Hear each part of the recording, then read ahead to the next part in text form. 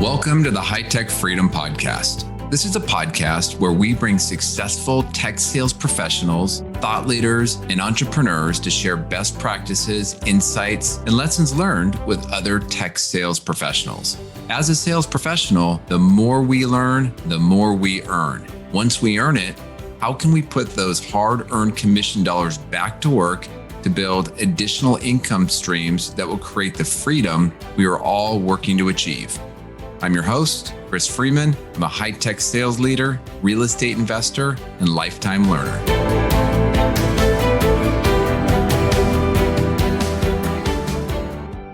All right, welcome back to the High Tech Freedom Sales Podcast. I'm really excited to bring on my guest today, who has just a really incredible background in sales, inside sales, and now running her own business. So Dionne, welcome to the High Tech Freedom Sales Podcast. How are you doing today? I am well. Thank you so much for having me. So why don't we start with a little bit of a background on you? How did you get started in sales and doing what you're doing today? Yeah, gosh, it was so funny. I graduated college and didn't want to be in sales. And my dad laughed at me and still laughs at me 25 years later. So I've always loved technology and I love people. And I know that sounds really, really fluffy in the world of sales where it's really hard and fast and make your number. For me, it's always been lead with relationships and the results follow. So 25 years in the making of going down that path. Yeah, well, it's a great path. I can't think of a better profession. It's worked for me. And, when my kids ask me, hey, mom, dad, what should I do? I'm like, well, it doesn't matter what you do. There's a sales component in everything. So at a 100%. Foundational level, still go learn sales. It's not going to hurt you in any way. Absolutely not. Yep.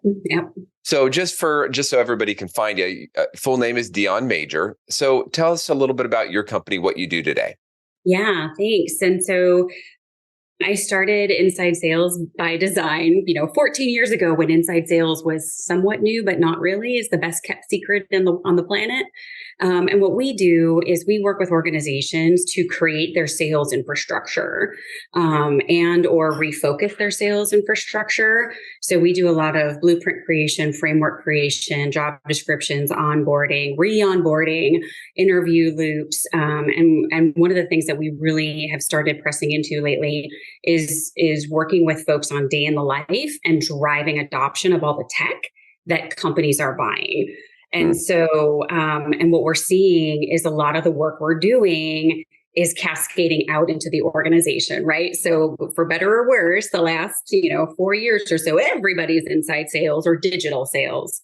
And so a lot of what we do is work with organizations to drive, I call it the great translation of why do we have this technology? And if I'm a seller, I'm going to work from my spreadsheet because it works for me. And if the tech doesn't support my effort to make my number, I'm not going to do it. And so we really have started working with organizations in the last couple years, pressing into driving adoption and creating adoption programs for organizations to really get their investment, realize the investment they've made in a lot of these technologies. Yeah, I'm glad you brought that up. That's really interesting because I'm curious. So with the companies that you've worked for, the amount of tech that's been deployed, what percentage of it would you say is there to more monitor and track versus what percentage is there to actually enable and make the salesperson better at what they do, how they do it? Oh, man, I do not have a hard and fast number based on research. I'm going to say it's very lopsided. It's probably like a 90-10. Which way?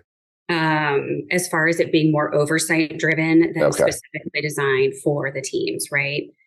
And I say that simply because sitting down and tailoring Salesforce, any CRM, Outreach, SalesLoft, Gong, whatever the case may be, requires a slowdown that most salespeople don't have. And then number one. Number two, you've got organizations that may or may not have a defined L&D or sales enablement function, right?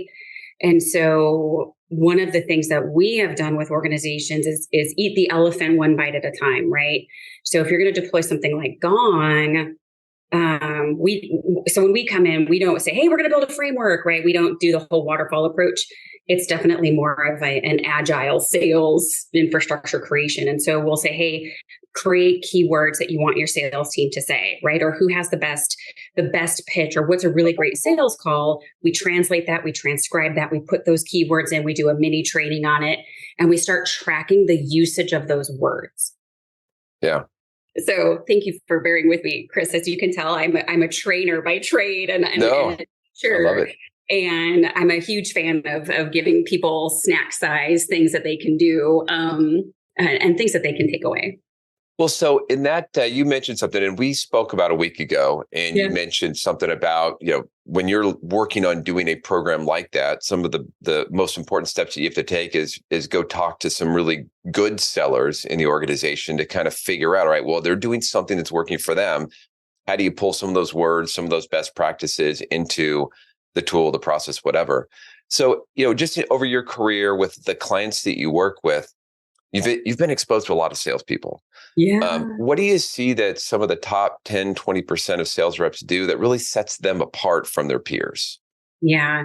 And that's a great question. And without a doubt, it's ownership, focus, and resourcefulness, right? Like they're the ones that jump in and figure it out, right? And so you got to love that, not tunnel vision, but eye on the prize, right? And it's this very clear, this is where I'm going. If this doesn't help me, I'm going to do this. But if it does, I'm going to use these pieces, right? So one of the older movies, Armageddon, right? When they recruit Bruce Willis's team, who's they create oil rigs, right? And then you see them compared to NASA on these Land Rovers, right? And they go into these vehicles and just start stripping out everything that isn't needed. That is what really great salespeople do, which makes the rest of us crazy, because the rest of us on sales enablement, training, and leadership, we overthink everything. And salespeople are like, it's very clear. I need to go have a conversation. I need you to help me with that conversation. I need you to remove friction from that conversation. And if you don't do that, I don't need you, because I'm going to go feed my family. Right. So we need to understand the motivations behind why the behavior exists. Yeah. I got that. That's such a great example and great analogy. I think back, I had a number one, he was number one, number two, a couple different years, one time on my team.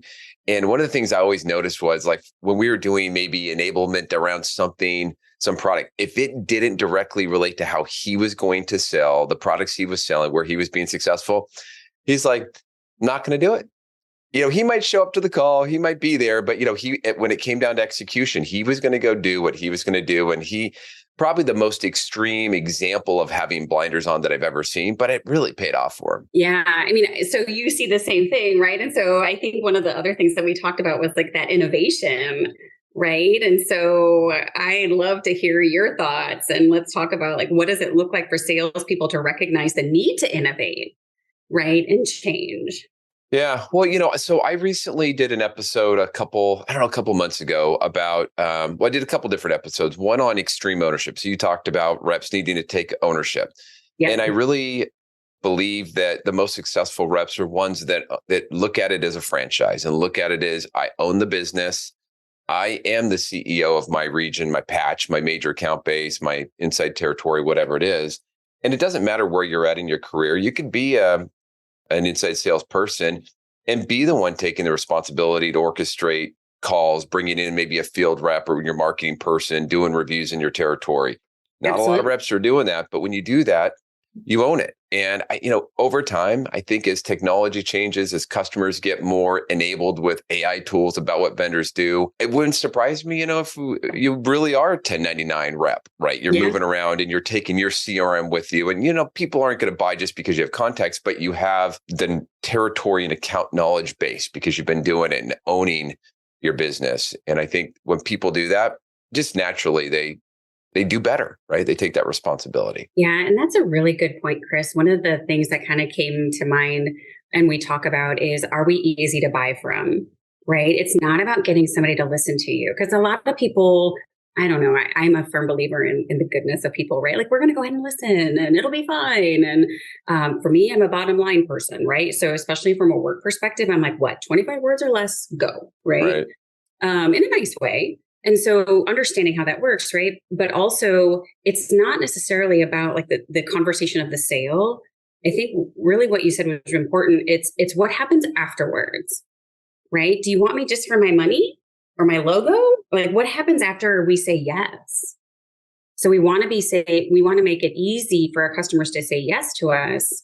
But we also, because life is about relationships, right? So we want to be easy to buy from and we want to make it easy for people to stay, right? So do we have that surround strategy for after our customers say yes to us? And to your point, a lot of the best salespeople I've ever worked with 100% live that motto. You may have a customer care team that can do some of that post-sale stuff. But again, at the end of the day, the best salespeople, they don't give up that relationship. They don't give up that. If you work for a big company, well, really, probably any company, but they're going to have changes every single year. Territory changes, account changes. I know reps, and I've done this myself personally. I still maintain that even though I lost the account, even though I lost that part of the territory, that part of the geography, funny thing happens over time. It all comes back around. And so if you can maintain some of those relationships, just those cordial contacts, when it comes back around, you go right where you left off. You didn't miss a beat. Absolutely.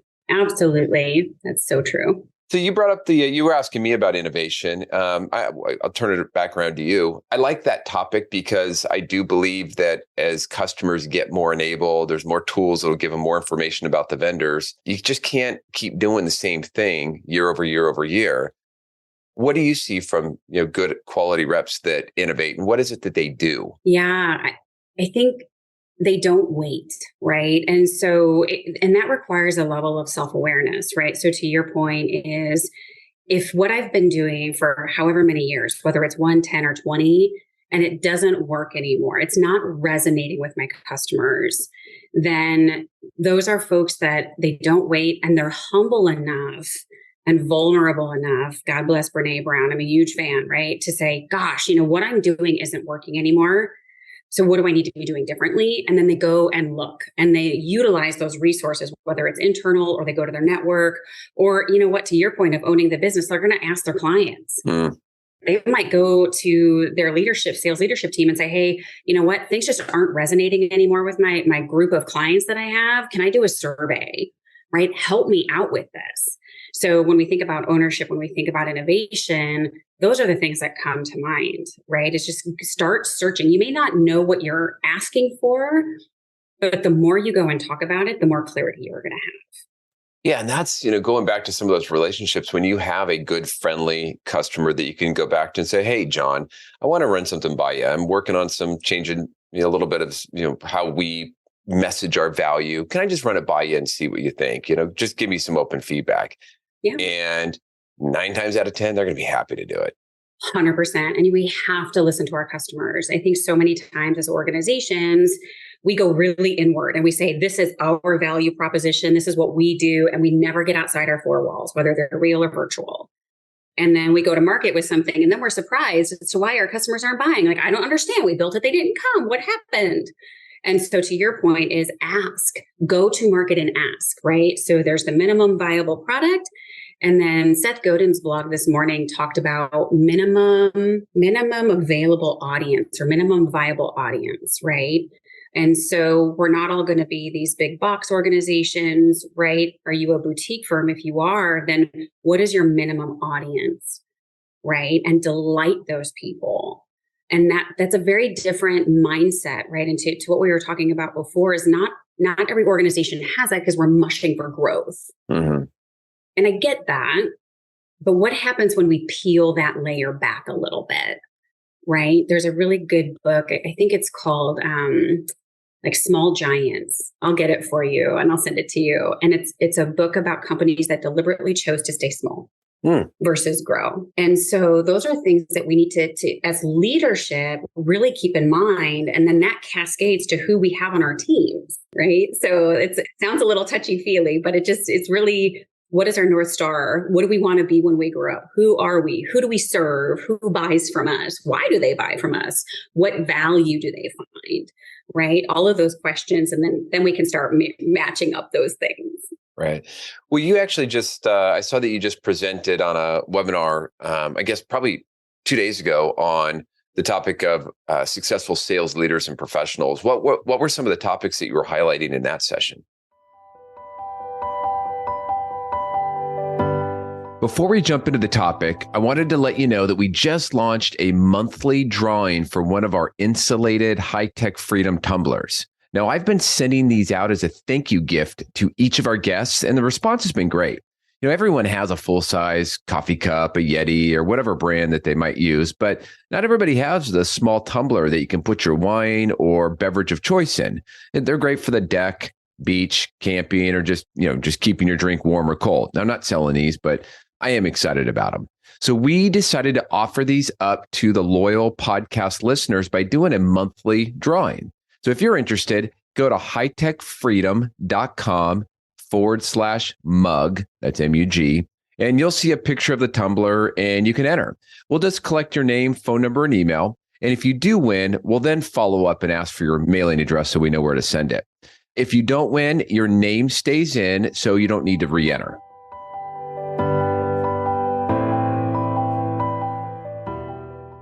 Yeah. So a lot of what we're talking about, right, is what do your top people do? We're not going to replicate people, right? We're after unity, not uniformity. And that's the main goal. And so it really starts with, do we have a really, really strong and robust sales infrastructure? Do we have a job description? Can we articulate our culture? Things of that nature. Do we have a hiring motion? Do we have a career path? Do we know why our customers buy? Things of that nature. And really diving into clarity and no ambiguity. What are our KPIs? Some of the table stakes that as organizations, we don't always do very well. So we talked a lot about that. We talked a lot about too, one of the things you and I talked about, and we talked about in the webinar on Monday, was a skills matrix. Mm-hmm. In organizations starting to hire more for skill versus role. And that's a very different shift. And being able to articulate those skills, identify those skills, teach those skills, measure those skills is a whole different world we're entering. Yeah. And so you're talking about because the skills might apply differently to one role than maybe an inside role versus an outside role, a certain vertical, maybe industry.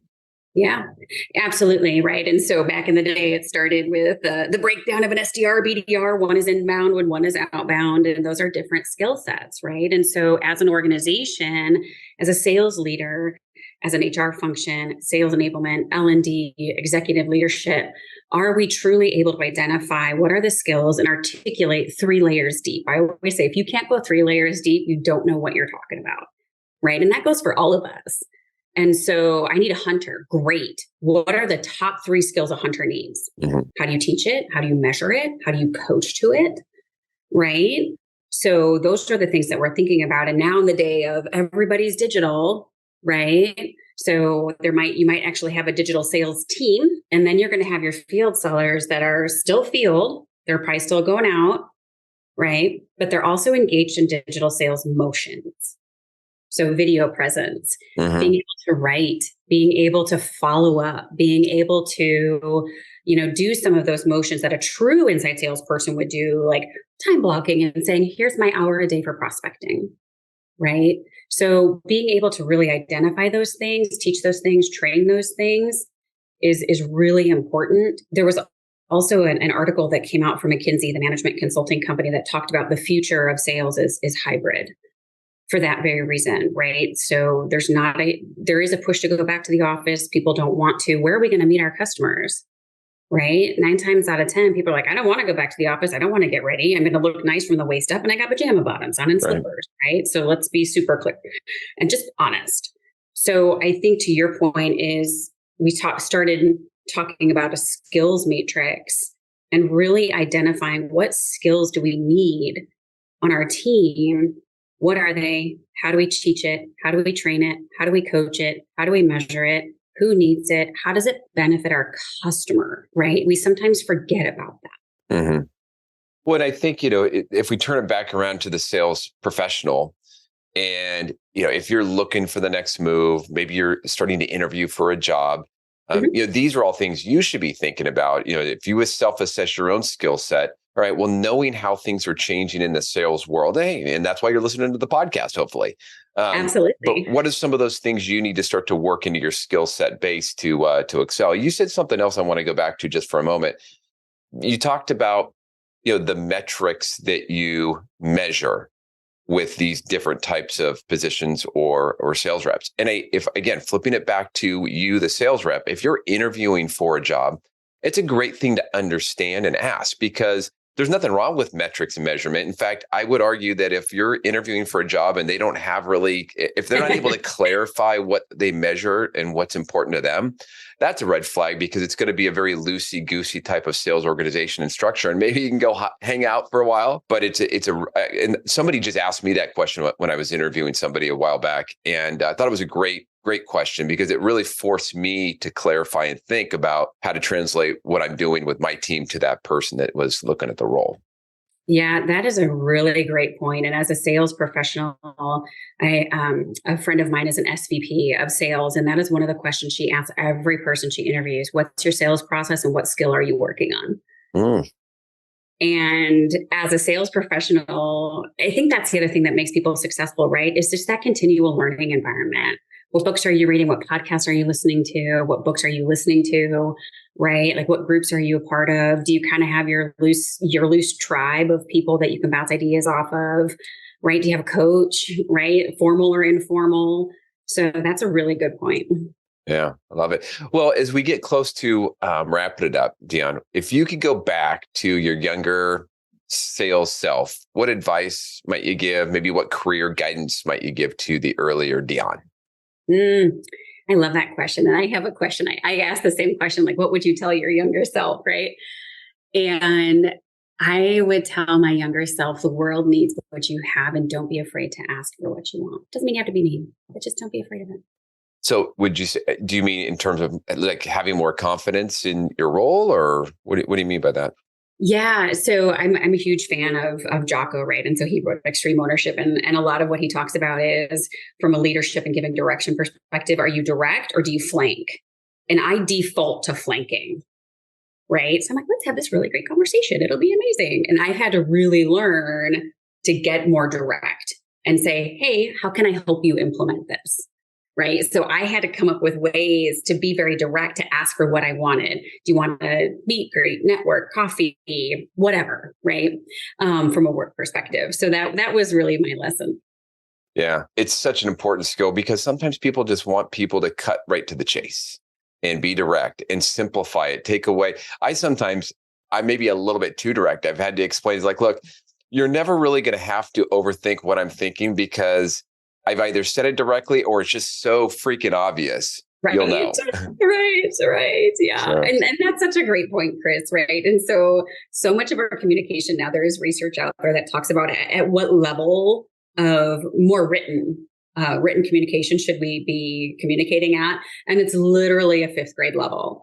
And not because we can't understand it, but the fact that we're just all so busy. Mm-hmm. Right. And inundated. So that's a really good point. Congratulations.